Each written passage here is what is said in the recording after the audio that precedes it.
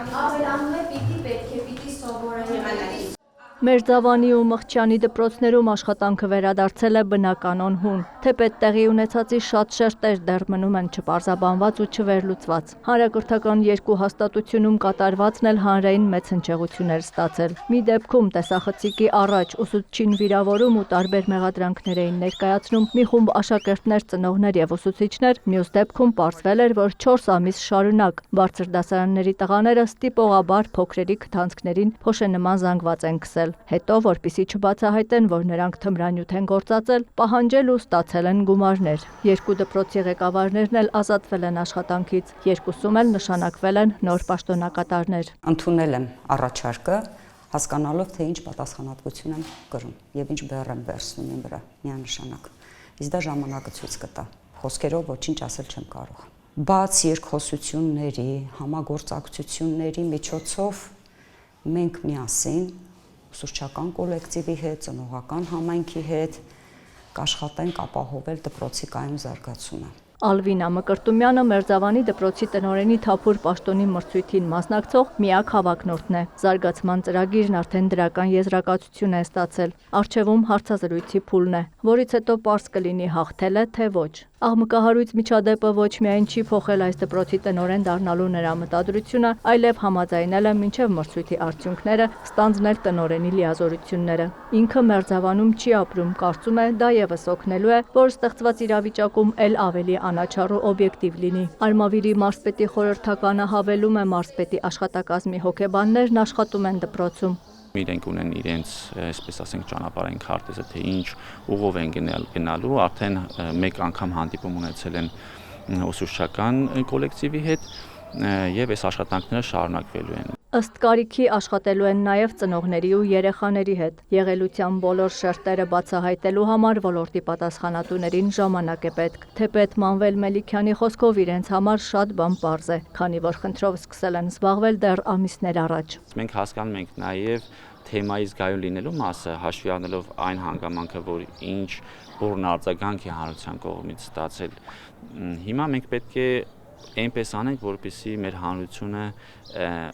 օբյեկտիվ եւ հիմնավորված գնահատականները ընկալի, իրականությունը հասկանա։ Մերձավանի դպրոցի թիրախավորված ուսուցչուհուն նաև մեղադրում էին հոգեկան առողջության խնդիրներ ունենալու համար։ Վերջին օրերին լրատվամիջոցներում տեղեկություններ հայտնվեցին նրա ախտորոշման ու բուժհաստատությունում հաշվառված լինելու մասին։ Ներկայացվեց նաև ուսուցչի հերքումը, մասնագիտական եզրակացության տեսքով, բայց ինչու է առհասարակ որևէ ուսուցչի առողջության մասին հարցը դառնում հանրության քննարկման առարկա, խախտելով նաև էթիկայի սահմանները։ Բանն այդտեղ ուղղակի չպետք է հասնի որևէ դեպքում, եթե պատկան մարմինների աշխատանքը թերի չլինի։ Կառավարության որոշմամբ հաստատված է այն հիվանդությունների ցանկը, որոնց առկայության դեպքում դպրոցում աշխատել չի թույլատրվում։ Դրան հետևելու պարագայում դպրոցներում պետք է որ հարց չառաջանա այս կամ այն ուսուցչի առողջության խնդրահարույց լինելու մասին։ Մարզպետի խորհրդականն արձագանքում է, կա օրենսդրական բաց։ Նախարարի հրամանով հաստատված կարգում էլ, որտեղ սահմանվում է, թե ինչ փաստաթղթեր պետք է ներկայացնի ուսուցիչ աշխատել ցանկացող անձը, կա բուժզննություն անցնելու պահանջ,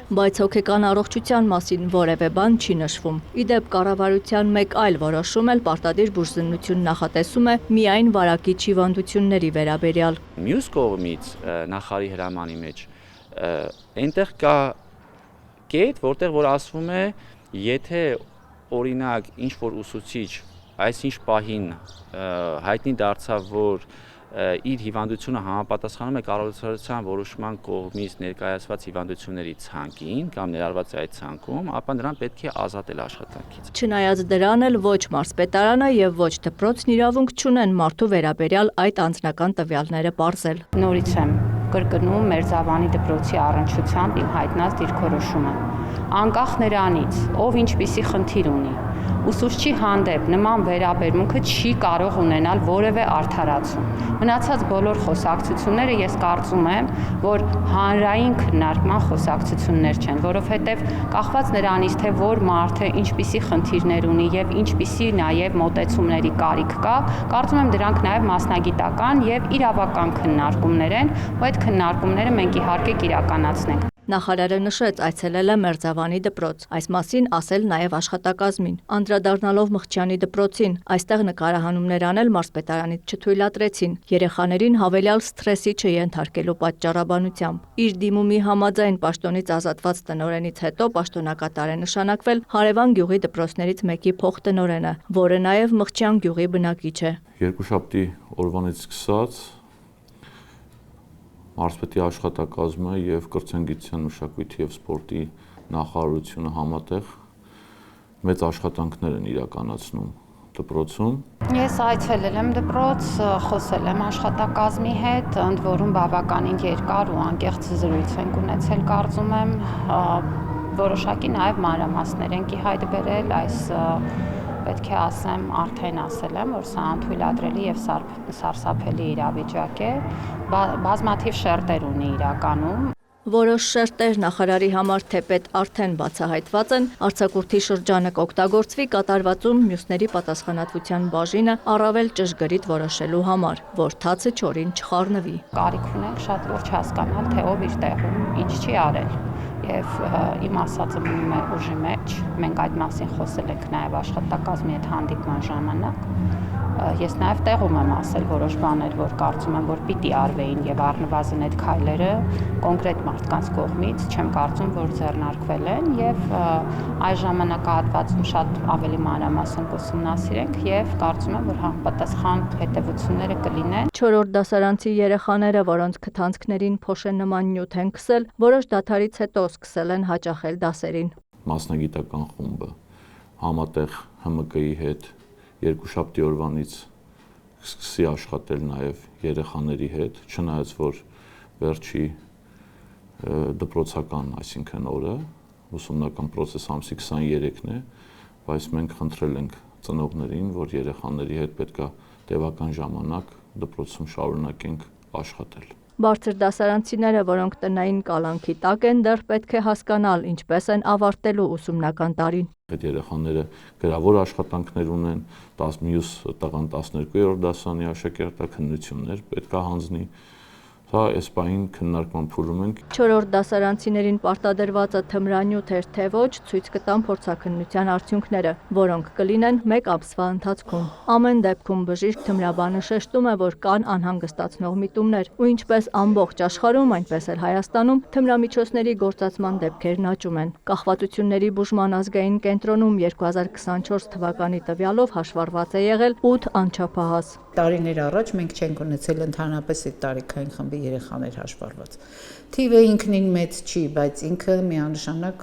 միտում է վտանգավոր։ Բժշկի խոսքով, որքան վաղ տարիքում է սկսվում թմրամիջոցների գործածումը, այնքան ավելի արտահայտված ու խորն են լինում հետևանքները։ Պայմանավորված է նրանով, որ երեխայի կամ անչափահասի օրգանիզմը դեռևս ձևավորված չէ վերջնականապես թե նյարդային համակարգը, թե հոգեկան վիճակը։ Գայանե Վարդազարյանն ասում է, իրենք պատրաստ են խորհրդատվություն տրամադրել դրա կարիքն ունեցող յուրաքանչյուրին։ Նարկոլոգիական բոլոր ծառայություններն ի դեպ պետպատվերով են։ Եթե խնդիրը հասել են նրան, որ անհրաժեշտ է կազմակերպել բուժում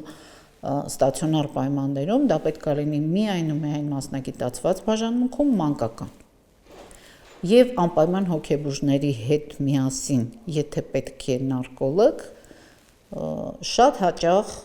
ավելի շատ մեր փորձը ամեն դեպքում ցույց է տալիս, որ այդտեղ առաջնային որոշակի վարքային խնդիրներ են, հոգեբուժական